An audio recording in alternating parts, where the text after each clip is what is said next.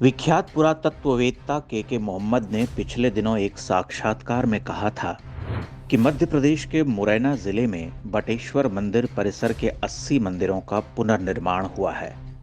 लेकिन पुनर्निर्माण का वह कार्य कांग्रेस के राज में ही यानी 2004 से 2008 के मध्य हुआ।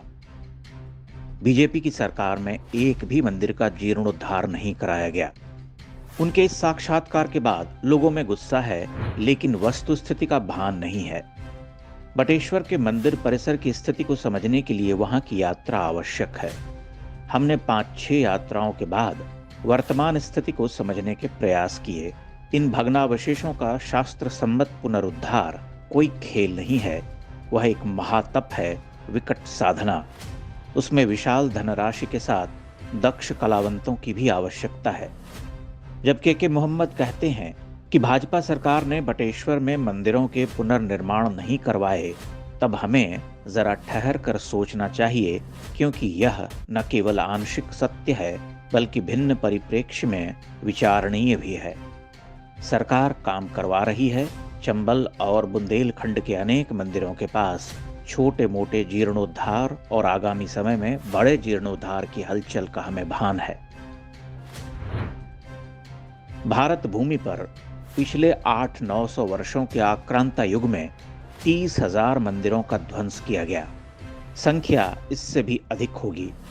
पुरातत्व विभाग स्वयं प्रमाण देता है, विद्वान इतिहासकारों की पुस्तकें प्रमाण देती हैं। किंतु महत्वपूर्ण बात यह है कि आज हमारी प्राथमिकताएं क्या हैं। अयोध्या, काशी, उज्जैन और मथुरा आदि जागृत तीर्थ में हो रहे कार्य या विशाल संख्या में पड़े इन भग्नावशेषों का उद्धार, इन सभी भग्नावशेषों का पुनरुत्थान इतने कम समय में संभव नहीं है। यह किसी तरह से व्यावहारिक भी नहीं।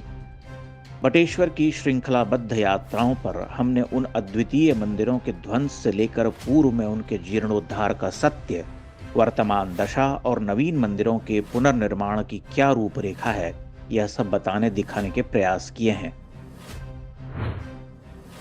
वहां के ध्वंसावशेषों का पुनरुत्थान क्यों महाजटिल कार्य है, इसे ध्यान से देखना होगा। आज वहां जिन बड़े मंदिरों का पुनर्वैभवीकरण हो रहा, वह भला किस तरह से संपन्न किया जा रहा। इन भूत भग्न देवालयों को पूर्व का रूप देना कोई चुटकुला नहीं है। वहां विश्वकर्मा नहीं बैठे हैं कि हाथ फेरा और नगरी बस गई। बटेश्वर में जिन प्राचीन मंदिरों का जीर्णोद्धार हुआ है, वे सभी मंडपिका शैली के मंदिर हैं। यानी 2-3 मंदिरों के पुनर्निर्माण के बाद बिखरे पत्थरों का मिलान उतना दुष्कर कार्य नहीं रहा होगा। वह किसी एक पजल को बार बार हल करने जैसा है। एक बार हल कर लिया तो दूसरी बार वह सरल होगा। इस तरह निर्माण की प्रक्रिया सरलतर होती चली जाएगी।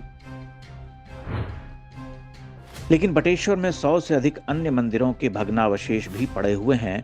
उनमें से बहुत सारे मंदिर मंडपिका शैली के नहीं थे।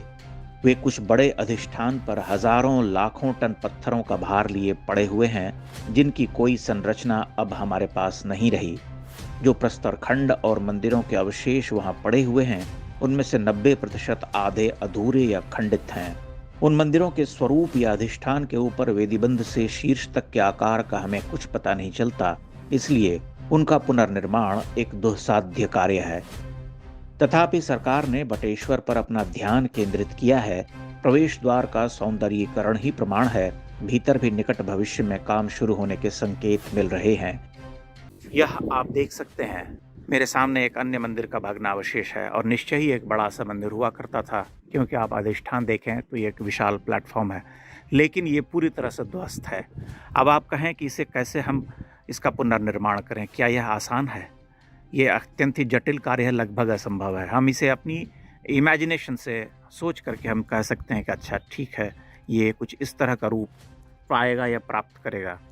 दूसरी सबसे महत्वपूर्ण बात, जो कि मैंने अपनी पिछली यात्राओं पर बताने का प्रयास किया है, कि यहाँ कोई भूकंप नहीं आया था। क्योंकि सबसे महत्वपूर्ण बात यह है कि हर मंदिर के बाहर जो एक छोटी सी प्रतिमा है नंदी की, वह सारी प्रतिमाएं मुख से खंडित हैं। यह संभव ही नहीं है कि कहीं भूकंप आया हो और वहाँ पर नंदी की सारी प्रतिमाएं मुख से खंडित हो गई हों। भूकंप में इतना स्ट्रक्चर्ड डिस्ट्रक्शन नहीं होता है।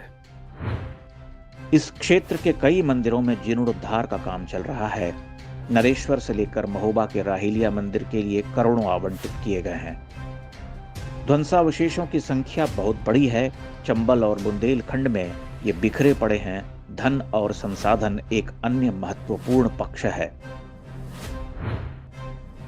के मोहम्मद के साक्षात्कार में एक महत्वपूर्ण बात छूट गई है कि बटेश्वर के ये मंदिर कैसे गिरे थे। इस पर कोई प्रश्न नहीं पूछा गया। भूकंप की संभावना को छूकर बात आगे बढ़ा दी गई, किंतु भारत के विशालतम मंदिर परिसर का ध्वंस एक महत्वपूर्ण विषय है और वह किसी भूकंप का परिणाम नहीं था। आज से 600 वर्ष पहले मध्य भारत के इस क्षेत्र में किसी प्रलयंकारी भूकंप का प्रमाण नहीं मिलता। वैसे भी यह क्षेत्र भूकंप के खतरनाक जोन में नहीं आता है।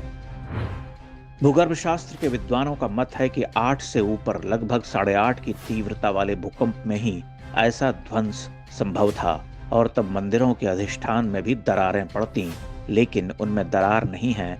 फिर भूकंप से ध्वंस कैसे हुआ? क्या वह आकाश से आया था? बटेश्वर से लेकर कक्कन मठ तक हमने यही पाया कि ये सभी देवालय आक्रांताओं का आघात झेलते रहे हैं। एक साधारण सजग यात्री भी अनुभव कर सकता है कि ये देवगृह तोड़े गए थे। आज जब एक सांस्कृतिक जागरण आया है और सरकार से कुछ आशा जगी है, तब हम हाहाकारी स्वरों में अधीर होकर सब कुछ सुधारने की मांग कर बैठते हैं। यह एक लंबी और महाजटिल प्रक्रिया है जिसमें दशकों का समय लगने वाला है।